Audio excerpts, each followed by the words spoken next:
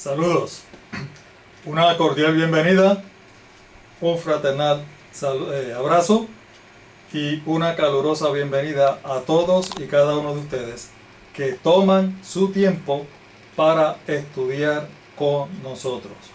Muchas gracias.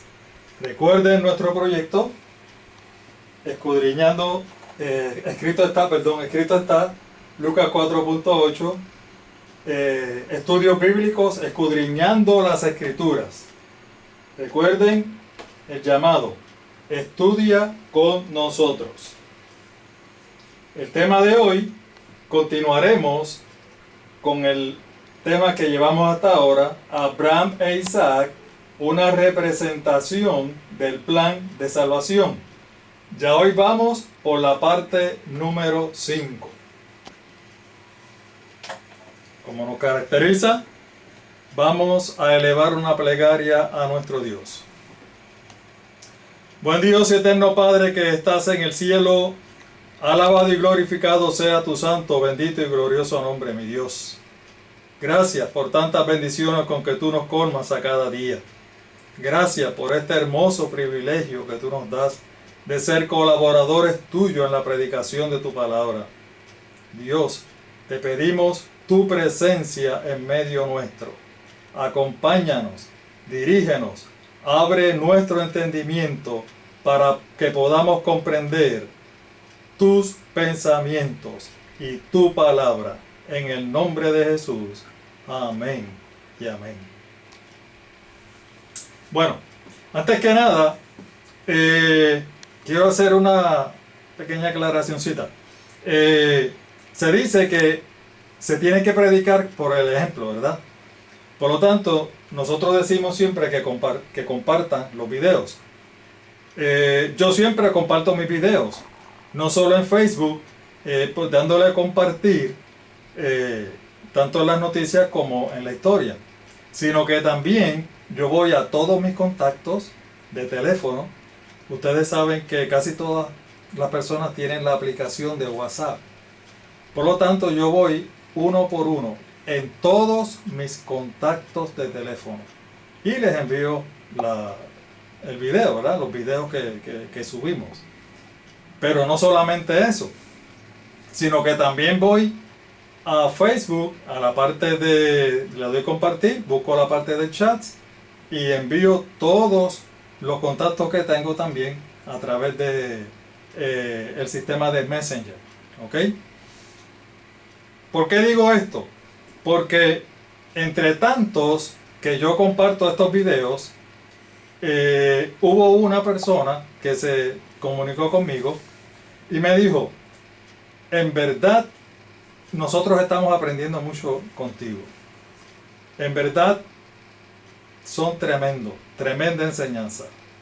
Pero ¿sabes qué? Yo me siento excluido.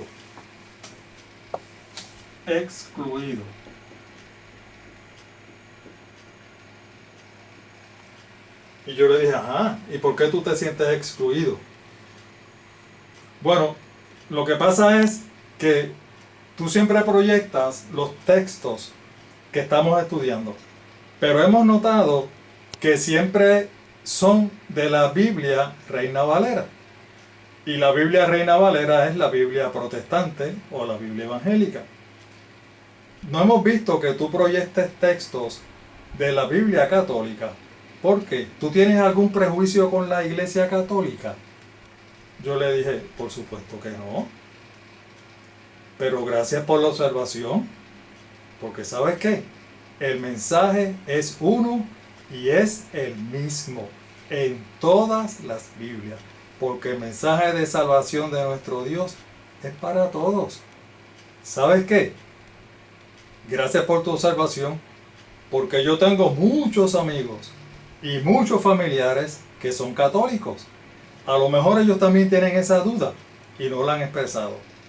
Lo que voy a hacer, que de aquí en adelante, entre los textos que vamos a incluir para estudio, vamos también a incluir los de la Biblia católica. Y de esa manera, ustedes se sienten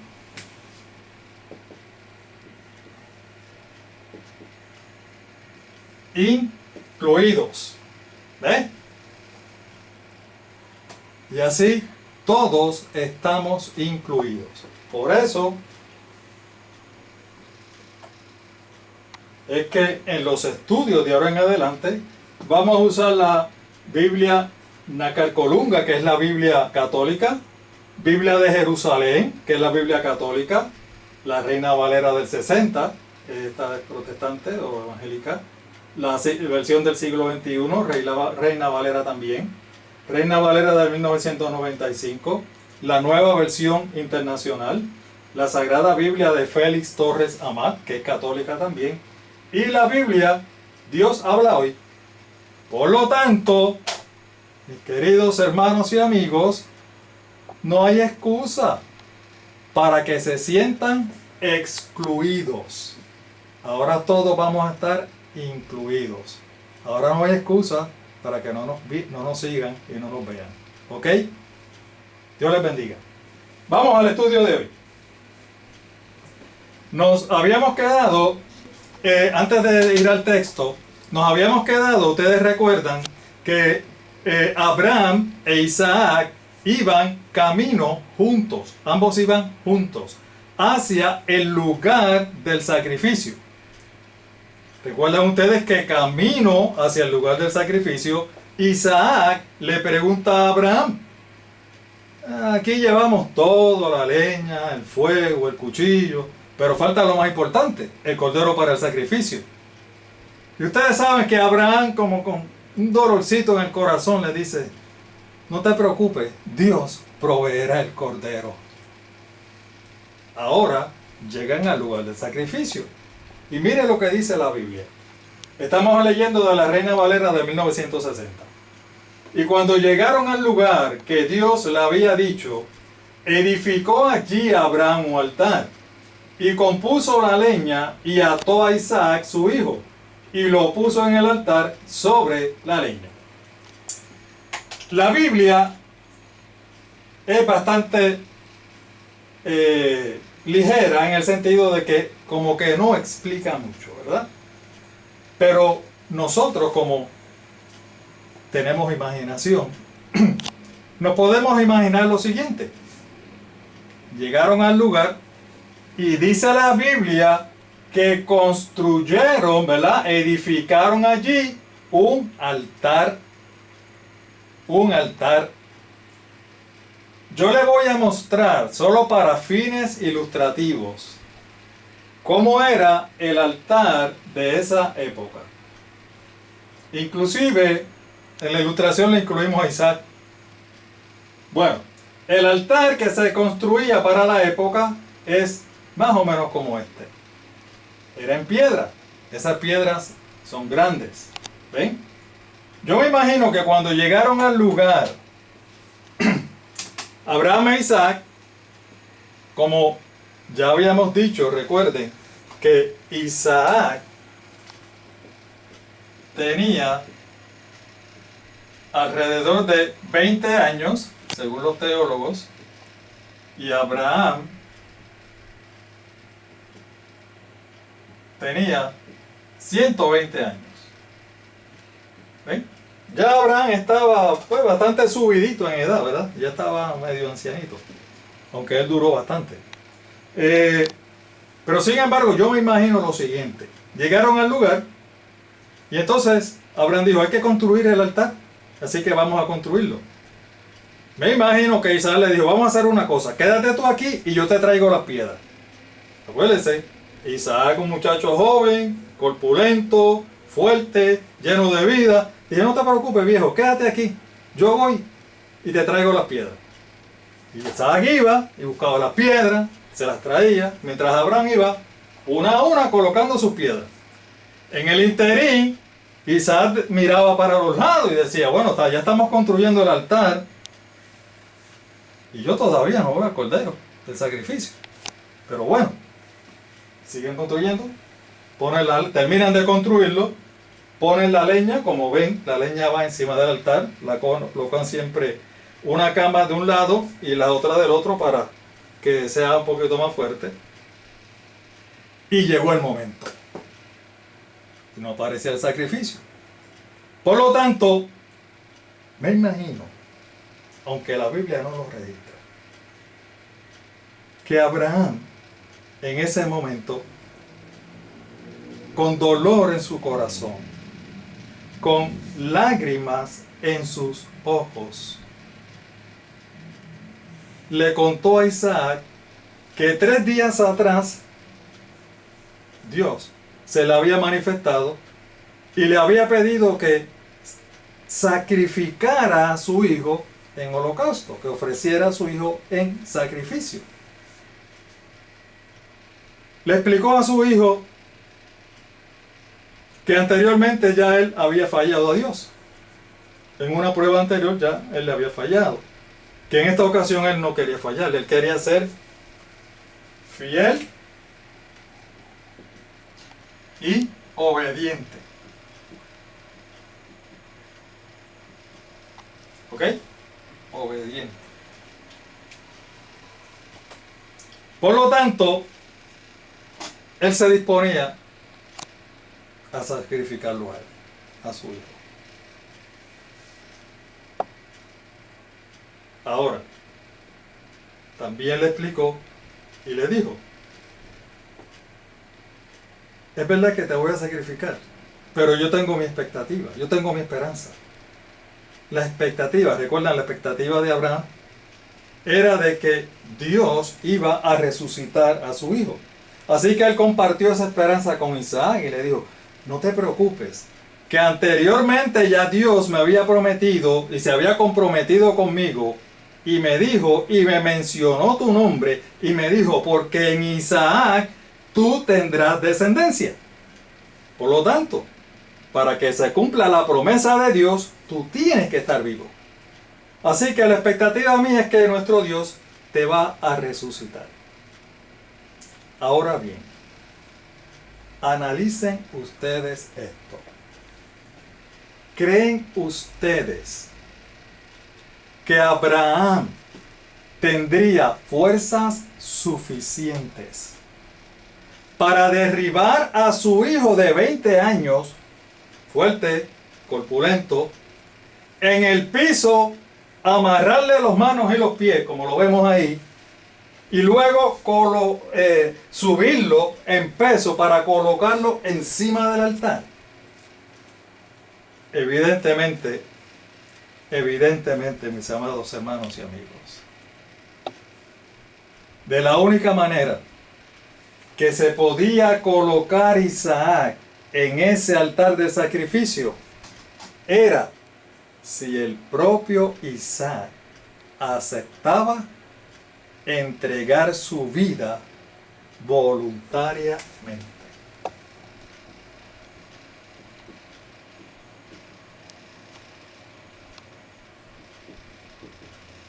Voluntariamente. Era la única manera en que Isaac podía estar en esa posición. Ahora vamos a ponernos en los zapatos de Isaac.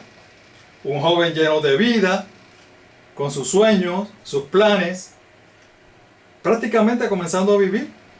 Imagínense ustedes que a esa edad su propio padre le diga que lo va a sacrificar, que lo va a degollar. Recuerden que Isaac sabía lo que era un sacrificio. Ya él había ido con su padre desde pequeño, ya él sabía. Así que pónganse ustedes en los zapatos. ¿Qué usted haría?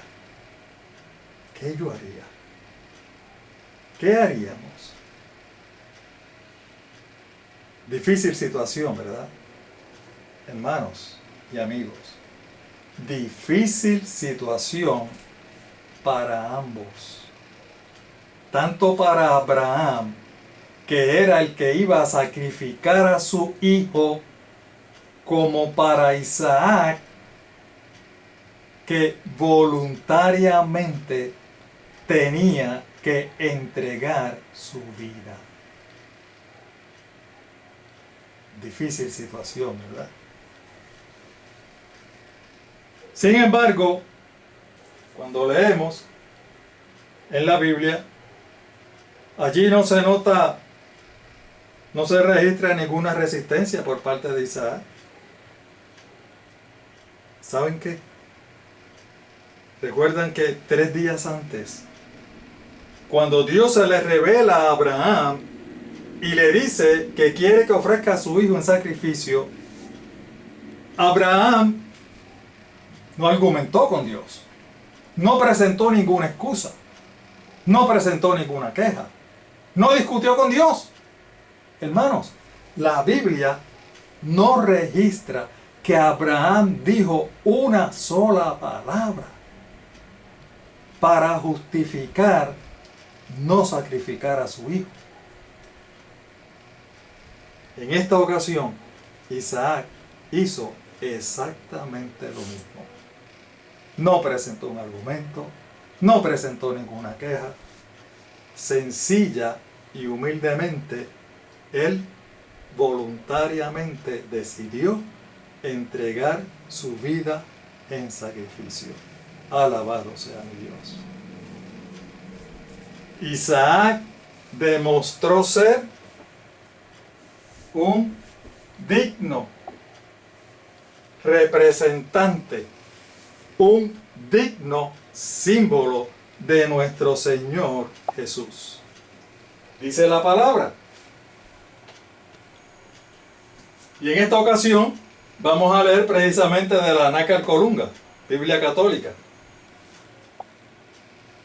Isaac 53:7. Maltratado, mas él se sometió. Está hablando de nuestro Señor Jesucristo. Mas él se sometió. No abrió la boca, como cordero llevado al matadero, como oveja muda ante los trasquiladores. Vemos como nuestro Señor Jesús, que es nuestro máximo ejemplo, tampoco levantó ningún argumento, ninguna queja. Nuestro Señor Jesús es nuestro máximo ejemplo. La palabra nos dice lo siguiente con relación a nuestro Señor Jesús. Mateo 26:39, Nueva Versión Internacional. Yendo un poco más allá, se postró sobre su rostro. Este fue Jesús. Y oró. ¿Cómo fue que oró? De la siguiente forma: Padre mío, si es posible, no me hagas beber de este trago amargo. No, pero no sea lo que yo quiero, sino lo que tú quieres. Nuestro Señor Jesús oró a su Padre e hizo una solicitud. Recuerden que nuestro Señor Jesús era 100% humano. Sentía y padecía. Por lo tanto, le hizo una solicitud a Dios. Si es posible, pase de mí este trago amargo. Pero, no se haga como yo quiero. Hágase tu voluntad. Obediente a nuestro Señor Jesús.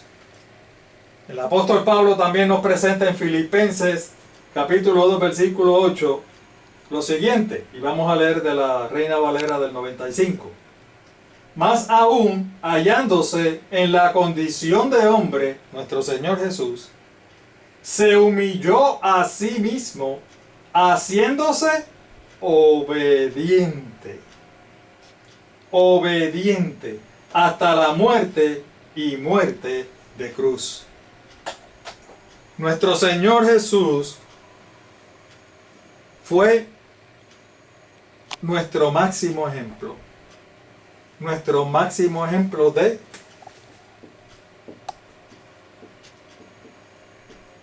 obediencia. Obediencia. Y nuestro Señor Jesús fue obediente, aunque eso significara la muerte, y muerte de cruz, con tal de que usted y yo fuéramos redimidos. Alabado sea tu nombre, mi Dios. Gloria sea tu nombre. Vamos a volver a Génesis. En Génesis capítulo 22, versículo 10, versión del 60 nos dice, estamos volviendo a la experiencia de Abraham. Y extendió Abraham su mano y tomó el cuchillo para degollar a su hijo. Esto fue lógicamente después que Isaac voluntariamente aceptara entregar su vida en sacrificio y él mismo voluntariamente se colocara en el altar para ser sacrificado. Dice que Abraham extendió su mano, tomó el cuchillo para degollar a su hijo. Abraham estaba decidido a cumplir con el pedido de Dios. Por lo tanto, después de haber atado a su hijo en la leña encima del altar, se dispuso a culminar el acto, a degollar a su hijo. Pero, providencialmente sucedió algo. Dice la palabra de Dios, Génesis, los versículos 11 y 12. Entonces el ángel de Jehová le dio voces desde el cielo y dijo, Abraham, Abraham. Y él respondió, heme aquí. Y el versículo 12 dice, y dijo, no extiendas tu mano sobre el muchacho, ni le hagas nada, porque ya conozco que temes a Dios, por cuanto no me rehusaste tu hijo, tu único.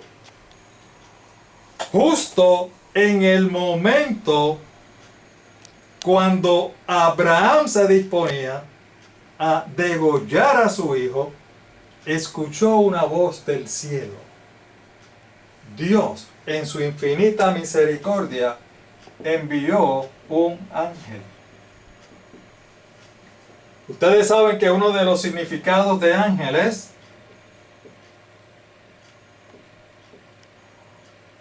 mensajero, ¿verdad?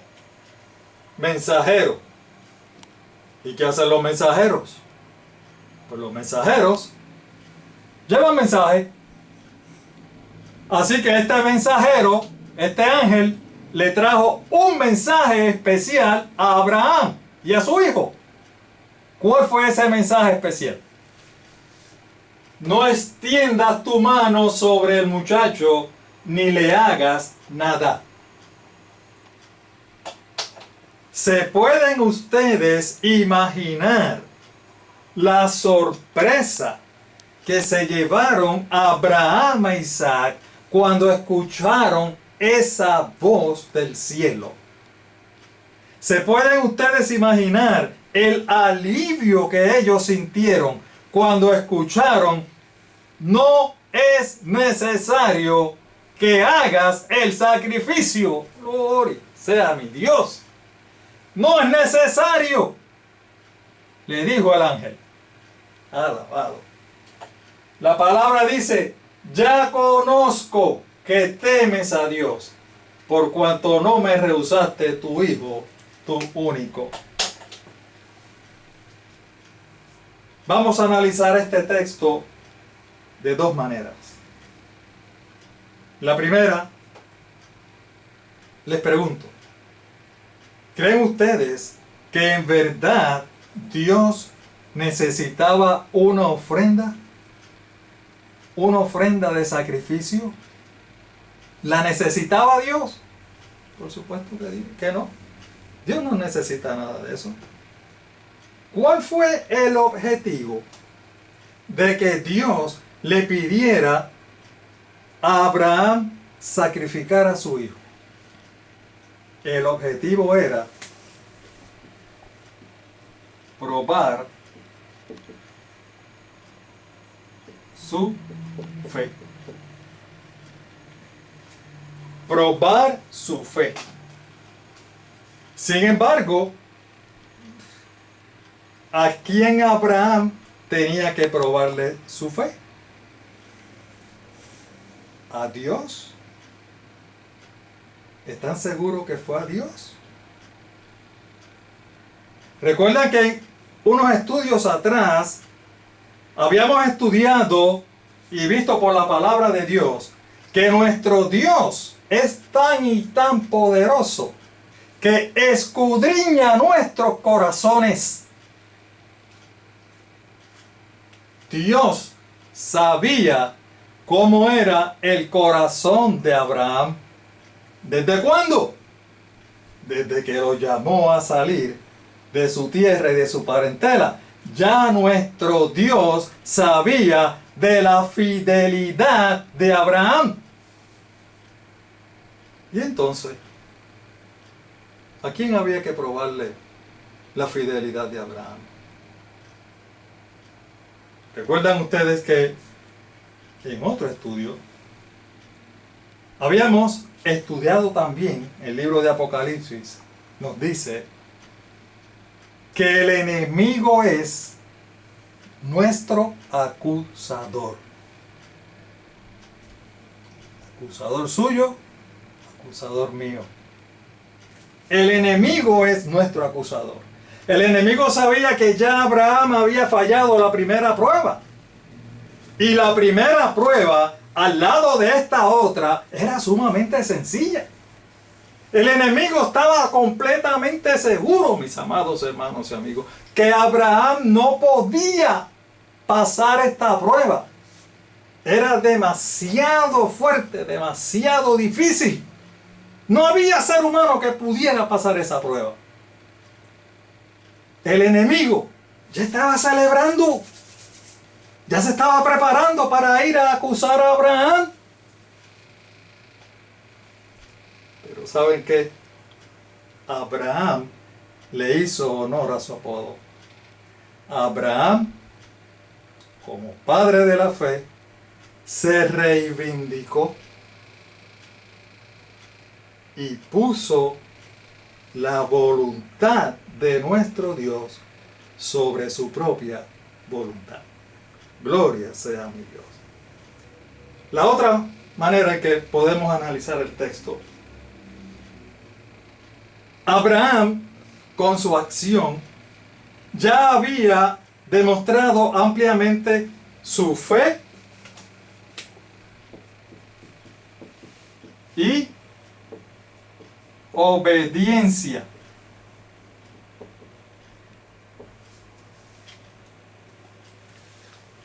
¿Cuándo demostró su fe y obediencia? ¿En el momento que se dispuso a sacrificar a Isaac? No. Abraham demostró su fe y su obediencia desde 3 días atrás, cuando Dios le solicitó la ofrenda de su hijo como sacrificio, y él humildemente aceptó sin una queja. Al contrario, al otro día se levantó más temprano que nunca y empezó a preparar las cosas para poder ir al lugar del sacrificio, cumplir con lo que Dios le había pedido. Abraham, en el transcurso de esos 3 días, ya con su acción había probado hasta lo máximo su fe y obediencia a nuestro Dios. Esto, hermanos, esta experiencia nos demuestra que nuestro Dios no requiere de nosotros sacrificio.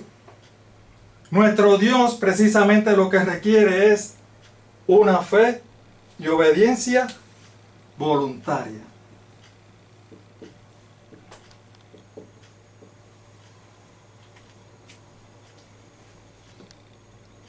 Aquí se comprueba que nuestro Dios lo que requiere es una genuina conversión, un corazón dispuesto a obedecerle, no importa cuáles sean las consecuencias. La Biblia nos presenta en muchas y en repetidas ocasiones que para nuestro Dios lo más importante es lo que hay en nuestro corazón. ¿Quieren verlo? En 1 de Samuel, capítulo 15, versículo 22, en la Nueva Versión Internacional, nos dice lo siguiente. Samuel respondió: ¿qué le agrada más al Señor? ¿Que se le ofrezcan holocaustos y sacrificios? ¿O que se le obedezca lo que Él dice? Y él mismo contesta: el obedecer vale más que el sacrificio, y el prestar atención más que la grasa de los carneros. Aquí vemos, mis amados hermanos, por qué fue que no fue necesario que Abraham culminara el acto del sacrificio. ¿Por qué? Porque Abraham, su fe, lo llevó a la obediencia. En el pasado estudio, nosotros estudiamos dos palabritas, ¿verdad? Justificación y santificación.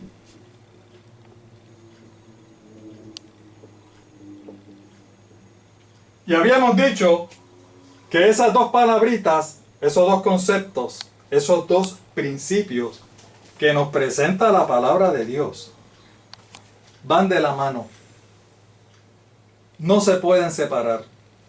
Así como la fe y la obediencia tampoco se puede separar.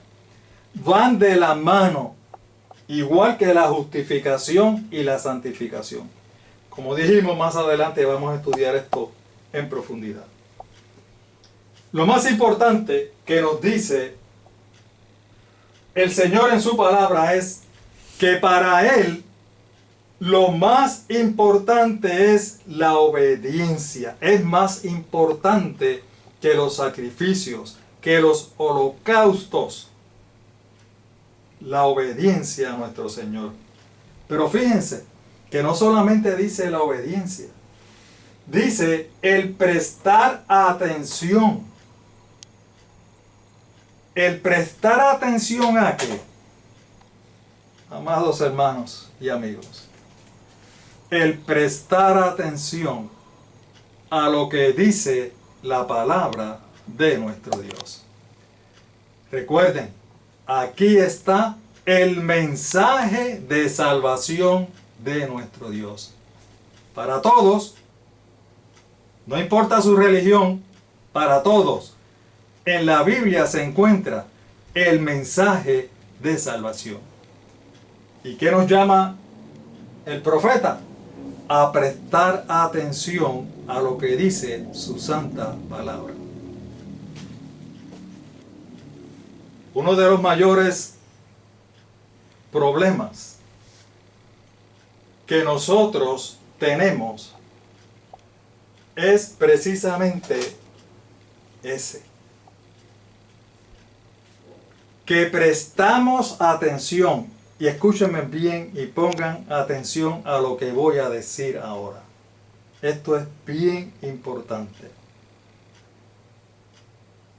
A veces nosotros prestamos más atención a lo que dicen nuestros dirigentes religiosos, sean los que sean, pastores, ministros, evangelistas, sacerdotes. A veces prestamos más atención a lo que ellos dicen que a lo que dice la palabra de nuestro Dios.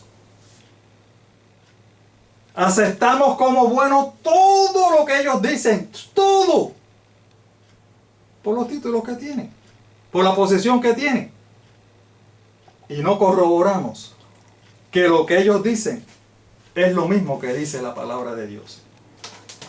Ustedes saben, en nuestro segundo video que pusimos, que subimos a las redes, hablamos sobre la experiencia del pueblo de Israel. Y eso mismo fue lo que le sucedió al pueblo de Israel en el tiempo de nuestro Señor Jesús. El pueblo de Israel, que era el pueblo de Dios, recuerden esto, era el pueblo escogido de Dios. Ese pueblo, ¿sabe lo que hizo?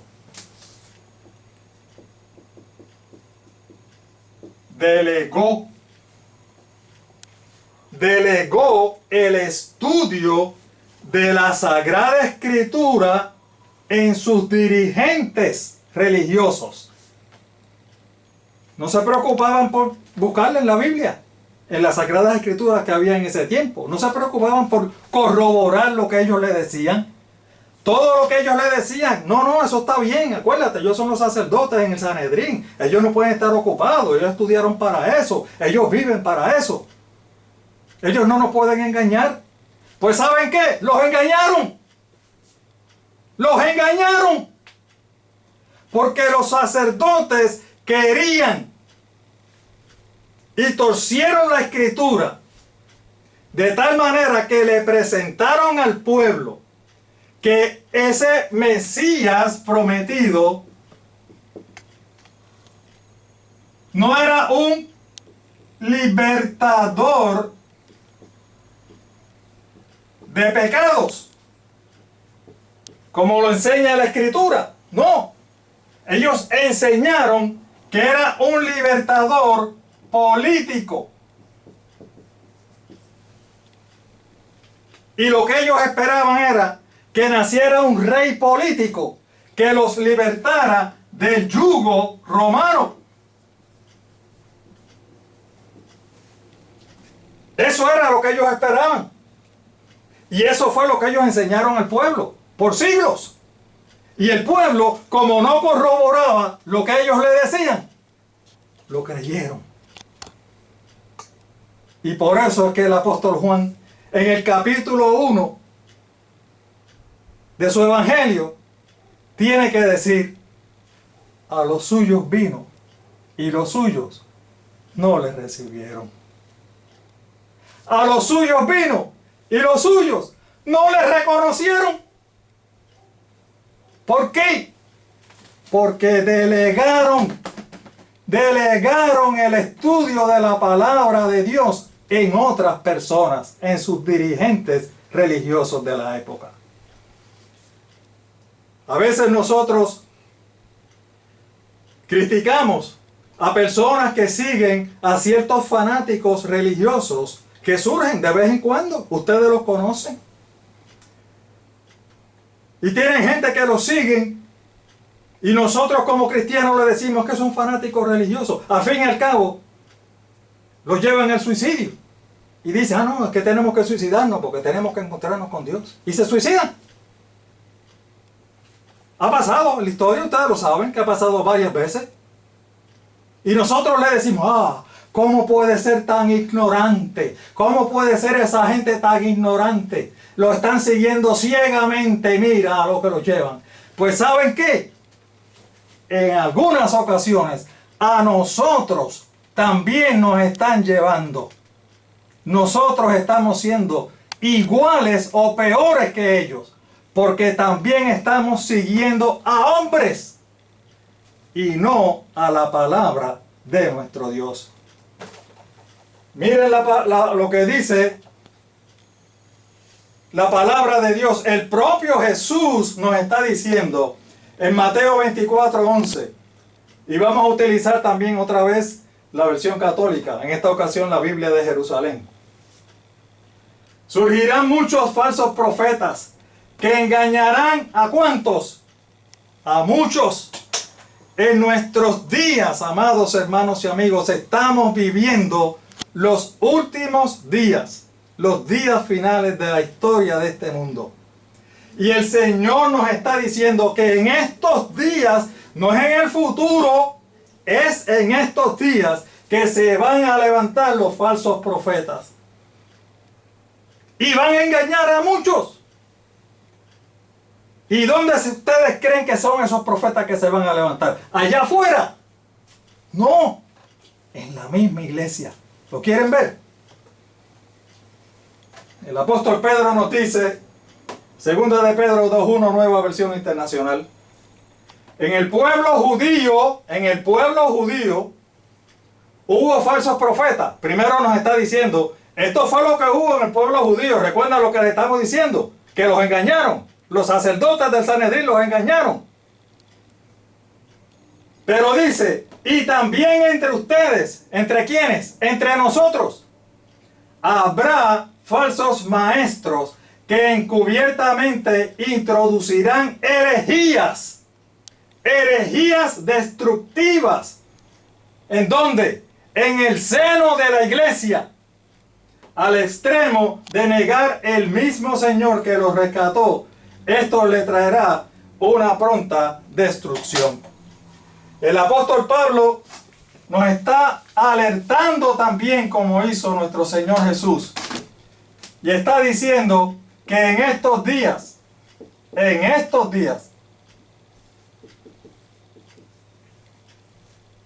se tratarán de introducir herejías. ¿Sabe lo que son herejías? Falsas doctrinas. Falsas doctrinas dentro del mismo seno de la iglesia.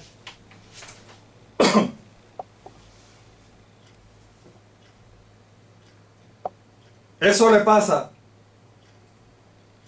a las personas que siguen a hombres y no siguen la palabra de Dios. El apóstol Pablo. ¿Ustedes saben quién fue el apóstol Pablo? Todos sabemos quién fue el apóstol Pablo. Ustedes saben que el Nuevo Testamento tiene 27 libros. De esos 27 libros, 13 los escribió el apóstol Pablo. Nominalmente la mitad del Nuevo Testamento lo escribió el apóstol Pablo. ¡Qué tremendo hombre! ¡Qué sabiduría! ¡Qué consagración tenía ese hombre!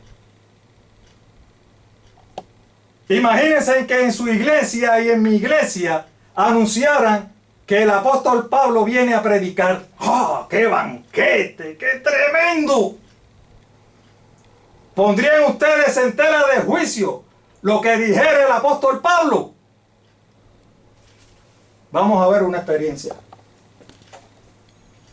Hechos capítulo 17, versículo 10 al 12. Vamos a leer de la Reina Valera del 95.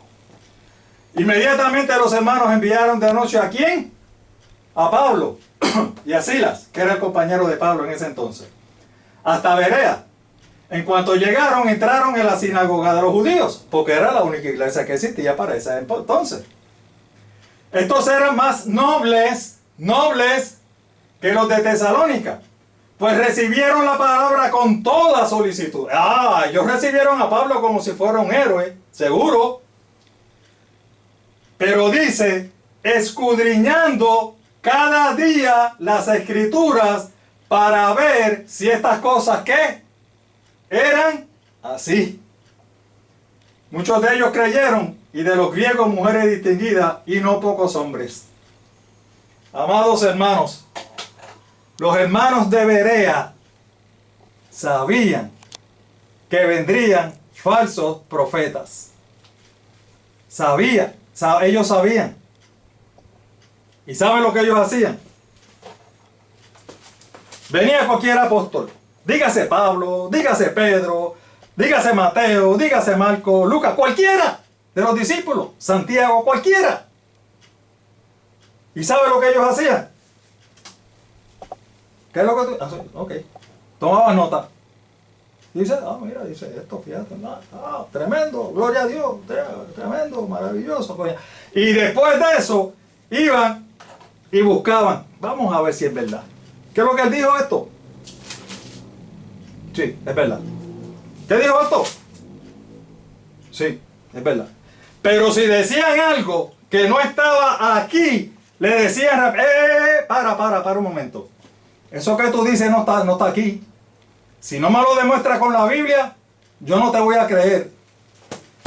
Por eso era que los de Berea, nuestros hermanos bereanos, eran nobles. Y el llamado, mis amados hermanos, es a que nosotros, ustedes y yo, sigamos el ejemplo de los bereanos. Estudiemos la palabra de Dios.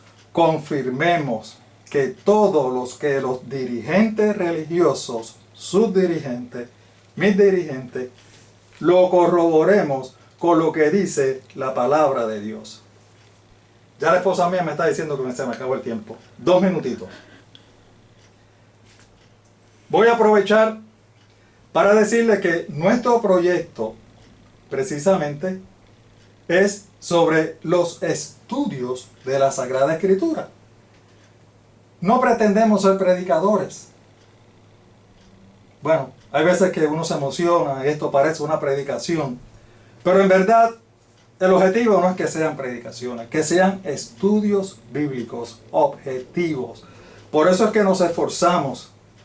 Usamos toda clase de Biblia. Somos incluidos a todos. Y por eso es que demostramos en el monitor, aquí en el televisor, todos los textos. Porque queremos que ustedes estudien y ustedes entiendan y corroboren lo que estamos hablando. No es lo que yo diga, es lo que dice la palabra de Dios. Por lo tanto, le vamos a seguir recomendando que continúen con nosotros, porque ustedes van a descubrir muchas, pero muchas verdades que hay en la palabra de Dios. Y si siguen con nosotros estudiando, vamos a identificar cada una de estas herejías, estas falsas doctrinas que ya están introduciéndose dentro de las iglesias. Continúen con nosotros. Por eso, le pedimos que compartan los videos para que otras almas puedan llegar al conocimiento del Evangelio. Buscan en Facebook, le dan compartir, en YouTube y se suscriben. Nuestro logo y nuestro tema va a ser escudriñar las Escrituras, porque a vosotros os parece que en ellas tenéis la vida eterna. Ellas son las que dan testimonio de mí. Que Dios les bendiga.